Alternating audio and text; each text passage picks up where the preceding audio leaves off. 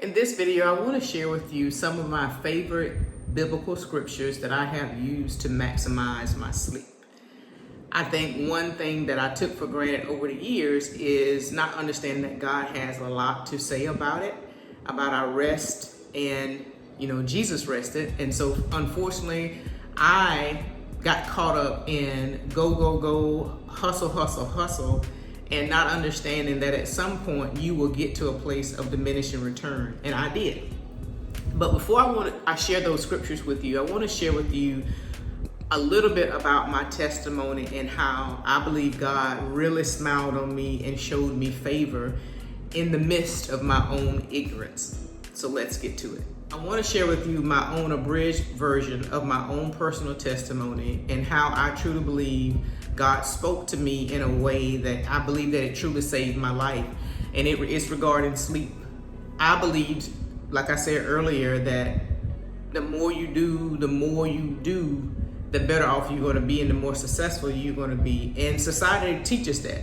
And so I think for some people, things like this doesn't catch up with you right away. And then for some people, it may be early on in life when you experience that your body is saying, no, you can't do this anymore. But for several years, this has been many years ago, I started having problems where my heart was racing and my blood sugar was bottoming out for no apparent reason. I'm not a sickly person. I'm just not a person who has a lot of issues. I've never been that way. And I could never put my hand on what was going on. I was a person who also, I could not sleep unless the TV was on in the room, or even throughout the day the TV was playing. I did not appreciate having a sleep sanctuary, meaning preparing yourself for bed, making sure that you do all the necessary things to calm yourself down before you go to bed and things like that. Well, like I said, during this, what I like to call, I had these episodes, the heart rate, the blood sugar bottoming out. And this went on for about 2 to almost 4 years of that before I had what I call my turnaround moment. And because I had so many issues, I had seen an endocrinologist, I had been to a cardiologist just to make sure. I had worn I think they call it a Holter monitor to monitor my heart.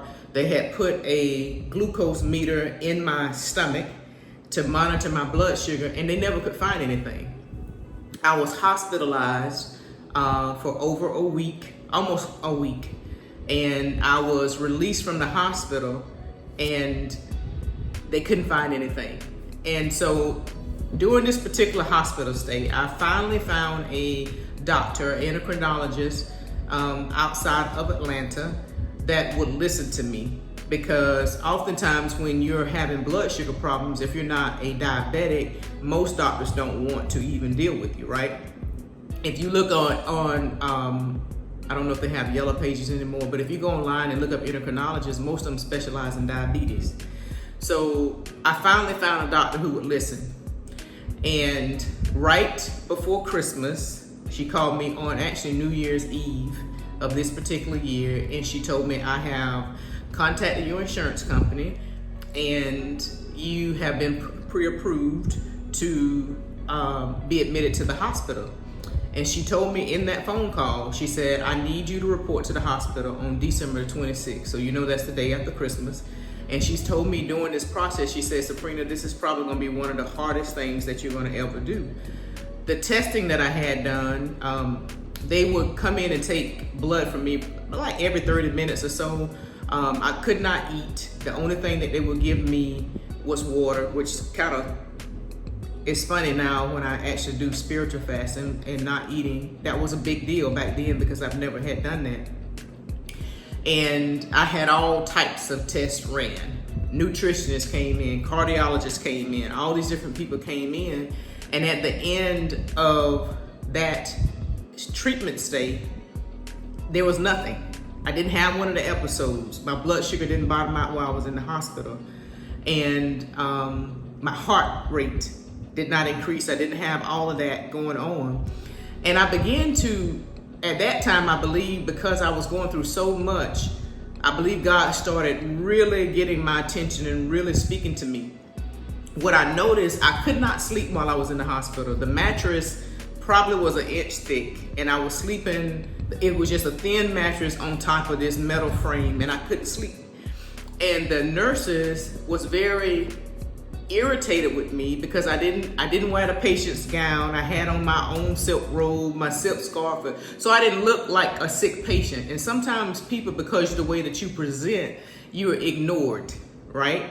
And people expect you to come in murmuring and complaining, and when you don't look like that, oftentimes you're disregarded and you're not paid attention to, and oftentimes the people who complain the most get the most attention. Well, I didn't do that. But one thing I didn't do while I was in the hospital is sleep. Okay, so I was released from the hospital. I knew I was not going to drive back that day from I was out of town at this particular hospital, and I knew I was not going to drive back home that day. So I had made plans to stay at a hotel overnight and get up the next morning and drive home. When I left the hospital, I knew this area pretty well, and I went to a Whole Foods, which was close to the hotel, because I didn't eat any food, and they gave me a little bit of food before I left, but it was not my thing. So I stopped in there, and then as I was shopping and as I was getting ready to check out, my heart rate, it just skyrocketed. I was able to check out of the store and get to my car, and I knew the hotel was around the corner from the Whole Foods. I just prayed and asked God to give me grace. I drove to the hotel. I remember pulling up in front of the hotel in a half circle, and I got out of my car, went inside to check in. I had my ID and my credit card, and I laid it on the counter. And from there, I told the front desk clerk, I said, if you don't mind, could you please call EMS for me? I went in a full-blown episode, just as I was telling you about earlier. Nevertheless, in less than 2 hours from being released from the hospital, I was back in the emergency room. And I just didn't know what was going on. All these extensive testing that I had went through, and I didn't get it. I didn't understand why all this was happening. And so I was released from the emergency room later that night. They ran tests on me while I was in the emergency room, and they said, we can't find anything. And the next morning, which I believe, I've never had doctors really do this. I only have one therapeutic partner that really kind of follows this type of customer care, because it just doesn't happen. And the doctor called me, one of the doctors that oversaw my care while I was in the hospital for that week, called me the next morning, and he said, Sabrina, I see that you was admitted to the hospital last night, and we've looked at your labs and we can't find anything. We don't see anything wrong. But I don't know if you've ever been desperate and you've ever felt so bad and you've been so sick, you're just looking for somebody to tell you something, because you feel like you're losing it, because your body is just failing you and you don't know why, right? And so by that time I had made it back to the hotel, and I was in the room by myself. And when I hung up the phone from the doctor, I remember screaming and crying, and I said, God, if you don't help me, I'm going to die. Now, mind you, I've given you the abridged version, but there had been many times that I had to be transported by EMS because my heart rate was just out of control. They was doing EKGs, and it was just, many times people will look at me and say, you're pale. And if, as dark as I am, to say that I'm pale, that's a stretch. That tells me how poorly I was actually doing. But sometimes we can operate off of dopamine, and we can operate off of just adrenaline, because we are accustomed to doing something. You really don't slow down and pay attention. But I remember screaming and calling out to God, and I said, God, if you don't help me, I'm going to die. Because I had seen my heart rate. I had seen what my heart was doing. I had seen my blood sugar drop. And I tell you, I heard an audible voice say to me, and this is going to sound crazy, but I heard sleep food. Like, you don't get it that you need sleep.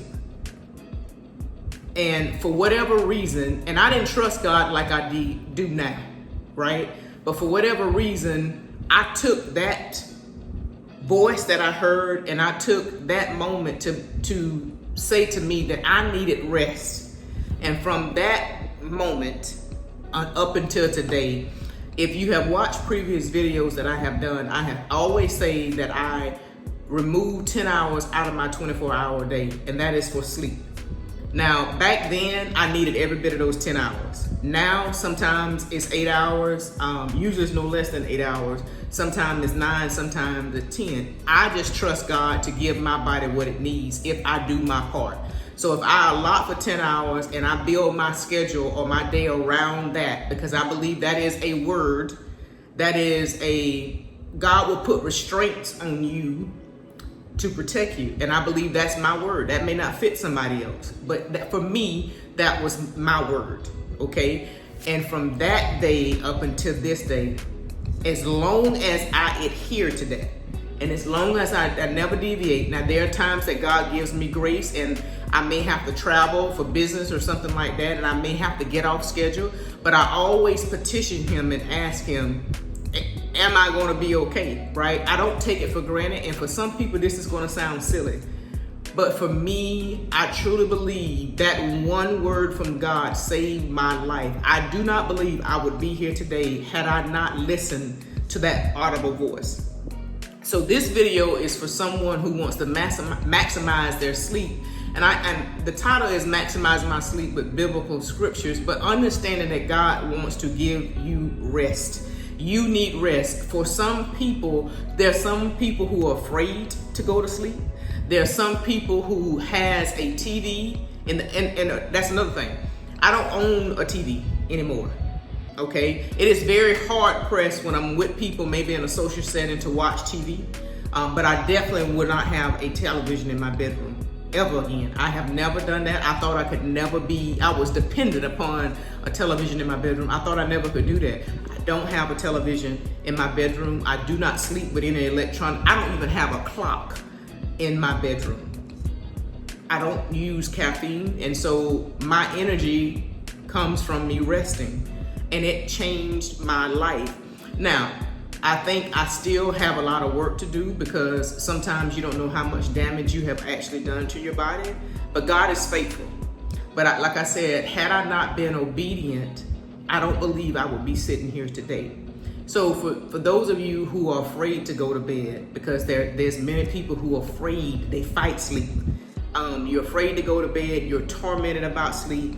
You are in this subculture, this demonic talk of, sleep is for suckers, or you only need 4 or 5 hours of sleep, or you asleep when you die, that kind of stuff like that. The things that you're saying over your life, you're cutting your life short. But I want you to know from this video is that God really cares about your health. He cares about you resting, because our bodies are fragile. He created some powerful tools and arsenals with our bodies, but our bodies are fragile and we need rest. And for me, coming out the gate as a child, I feel like I was wide open from the age of 10. And sometimes you just keep doing because that's all you know to do, but you really need to slow down and do something different. So these are the ladies that I'm speaking to. You know that your body is tired. And for whatever reason, your sleep is hindered. Maybe you've been tormented when you go to bed. You feel like you've been spiritually attacked. You're afraid to go to sleep. You're afraid to slow down. You're afraid that you're going to miss something. But I promise you, for the people that you're thinking that you're doing so much for, and you can't sleep and you can't rest and things of that nature, when you gone, when your days are up, they're going to find a way to move on, right? You're aging prematurely. You got bags under your eyes, your skin is deteriorating and things like that. You have to be honest with yourself and say, I just need help. And so I'm going to share with you 2 of my many favorite scriptures, but then I'm going to put in the show notes or in the description a link to, I think it's over 20 scriptures that you can take and read and study over. And this is my suggestion to you before I read the 2 scriptures that are kind of like my favorite. This is my suggestion. When you go to bed at night, when you're preparing to go to sleep at night, this is what I do. I'm not telling you to do it. One of the things that I also have implemented is that I close my day out with the Lord. And I have a certain routine, if you will, or practice that I do where I go into study, I go into prayer, but I clear my mind so I don't have to take all this chaos and confusion to bed. But if you're struggling today with resting and sleeping and things of that nature, ask God to help you. He'll do it because He wants you to be healthy. He wants you to live a good life. And really stop and take a look at your surroundings. I think sometimes we don't want to be honest, but a lot of us live a very chaotic life, and we're allowing people and things to come in and disrupt our peace. And God is not going to do that for you. You have to stand up for yourself and make some changes. Look at your environment. Do you, every time you come home before you go to bed, are you on the phone gossiping and talking to other people? Are people in your house every night when you come home? I can't do a lot of chaos, and I don't like to be around a bunch of people. If it's necessary and that's the assignment that's before me, that's great. But I really enjoy my quiet and just being able to think. And some people are afraid, honestly, to be able to do that. Do you have just a bunch of commotion going on at the end of the day? Learn when to stop taking phone calls. Close shop down at a certain time of day and say, no, I'm not talking to anybody unless it's an emergency, right? You have to set boundaries around your life because people won't respect that. It sounds strange when I tell people about 10 hours, but I know what it's done for me. I'm not saying this to fix for everybody else, but it's helped Sabrina. So I want to share with you 2 scriptures. But again, in the description, I'm going to link, I think it's about 20 total, including these 2. It's going to be, I think, about 20 total scriptures that you can read before bed, pray over them, meditate on them, and genuinely ask God to help you. The first scripture is Psalms 4:8. In peace I will lie down and sleep, for you alone, Lord, make me dwell in safety. And then it's Psalm 127:2. In vain you rise early and stay up late, toiling for food to eat, for he grants sleep to those he loves. This one is so powerful to me. The both of them is because he said, in peace I will lie down and sleep. And God, you make me dwell in safety. So almost a freight train can come through. It's not going to bother me because I just really believe that if it's something that really requires my attention, God is going to wake me up so I can address it, right? And then the other one, people talk about getting up early or staying up late at night. What do you do if you go to bed at 3, or what do you do if you go to bed at an earlier time? I just don't get it. If your day starts at 3 o'clock in the morning and that's the best thing for you, then go for it. But I don't understand the sake of staying up to 10, 11 o'clock because everybody else say they stay up to 10, 11 o'clock. Well, 10 or 11 o'clock is very rarely going to catch Sabrina up, But that's what works best for me. A lot of times we do what other people are doing, but it just don't make any sense for our life. I used to go to bed tired and get up tired. That's dumb when you don't have to. And I know there are seasons when you have to stretch yourself and you have things to do, and that's great. But let me tell you something. Sometimes we just overdo it because we're just doing something for the sake of doing it. It just don't even make any sense, and it's not serving you anymore, And so I want to live the best life that I possibly can live for me. And each and every one of us have a specific prescription, if you will, for our own individual life. And it does not have to fit another person's life because that medication was prescribed specifically for you, right? And so I just want to encourage you to really understand there's a lot of misconception about rest and sleeping, and there definitely is a lot of misconception on God's desire for us to dwell in his rest, and to Jesus rested, y'all. Okay, you know, that should be the key. Jesus rested, and our bodies are fragile. This is when you heal. This is when your body restores, when you're sleeping. So it's important. So I want to say to the people, because I know personally from people in my own personal circle, there are a lot of people who struggle with this. And I just ask you to ask yourself, really, why? Ask yourself why. And if you start asking yourself the right questions, hopefully you will start getting the right answers so you can do what is needed, so you can be better. I think this video will bless you. But if you like content like this, stay tuned for the video that's linked up above. Take care, everybody.